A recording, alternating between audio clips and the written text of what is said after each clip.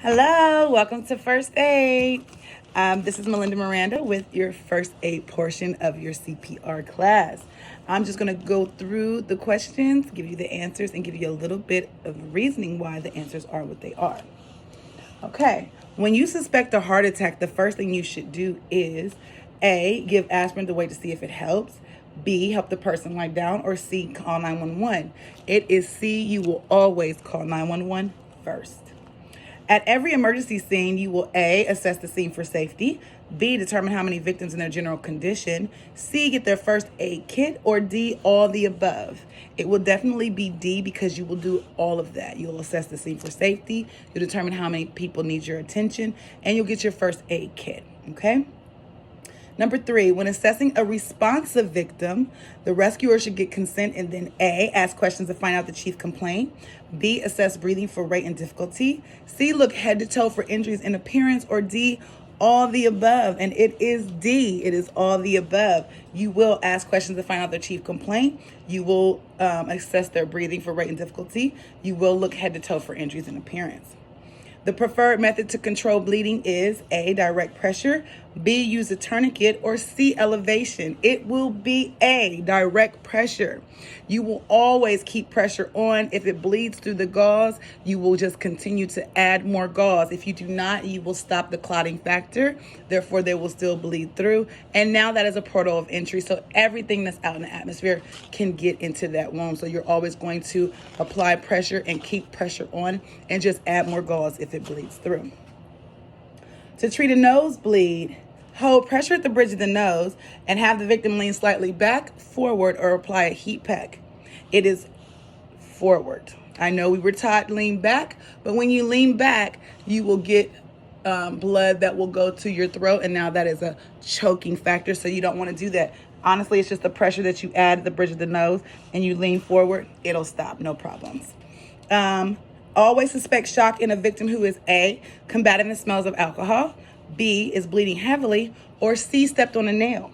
It is bleeding heavily. And how you stop someone from going into shock is you lay them down, elevate their legs so the blood flow will go back to their heart, and you'll cover them up because they'll be shivering. 7, for a victim with a suspected head injury, you will A, support the head in position found, B, move the head until the neck is straight, or C, have them sit straight up. You will always, always, always support the head in position found. Whenever there is a head injury, always suspect there is a neck injury and keep them still, okay? That's the one thing on those ER shows. That is true. Keep their head straight, okay? You don't want to be liable for cracking their neck or breaking their neck, okay? When flushing a victim's eye after a chemical exposure, you're going to tilt the head so the affected eye is lower than or higher than the unaffected eye. And it will always be lower than, because if it's higher than, it'll flush it into the unaffected eye and will have a bigger problem. So you'll always flush it into the lower. If a permanent tooth is knocked out, place a tooth in a container of milk and try to see the dentist within 15 minutes, 30 minutes, or 24 hours. It is 30 minutes. And I believe that this question is saying that you have to put the tooth in the milk for at least 30 minutes, okay? I mean, get it in there before the 30 minutes is up so the root won't die. You can take it to the dentist and they will suture it back up. If the root recognizes the tooth, it'll grab it back up. They can take the permanent suture off and it'll act like it never happened, okay? The acronym RICE, to treat bruises, strains, and sprains. RICE stands for A, rest, ice, compress, elevate. B, run inside and call EMS. Or C, rub, ice, crutches, elevate. And it is A, rest, ice, compress, elevate. Okay? If a known diabetic becomes confused while working out, it is best to A, call the doctor, B, give sugar, or C, assist with insulin. It is B, give sugar. The best 2 sugars to give are orange juice and hard candy. Anything in the old lady grab bag from church, it could be hard candy, well, any hard candy. So it could be peppermint, Werther's, sunflowers, all that stuff that we got from church. You can pop that in your mouth. Now you have a chance to go and find out what's wrong with them, okay? An EpiPen may be used A, against bare skin and through clothing, B, through coins and keys, or C, twice before discarding, and it is always through bare skin and through clothing. You cannot have a needle go through coins and keys, and you definitely don't want to use a needle twice. So it is always bare skin and through clothing, okay?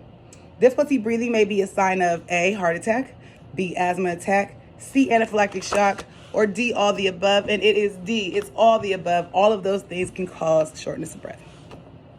Signs of anaphylactic shock may include, excuse me, swollen face, eyes, throat, and tongue, A, B, difficulty breathing, C, rapid onset of symptoms, or D, all the above.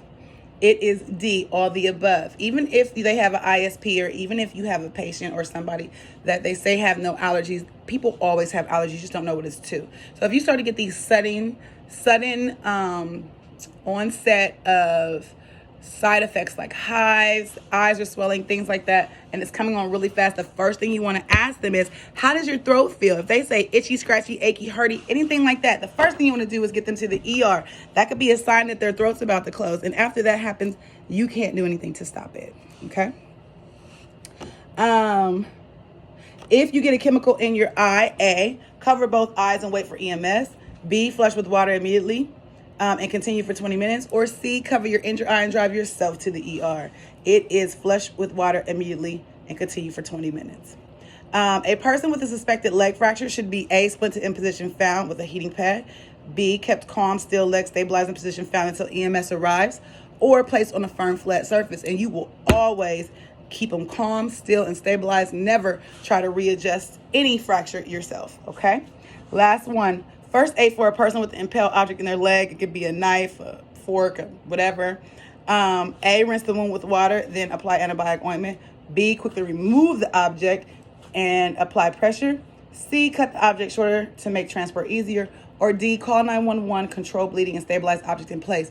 It is clearly D. You're going to keep it where it's supposed to be at. Call 911, and you're going to wait and make sure the bleeding is controlled. That is it for your first aid. If you have any questions for me, you have my number. You can give me a call and we can discuss. Thank you.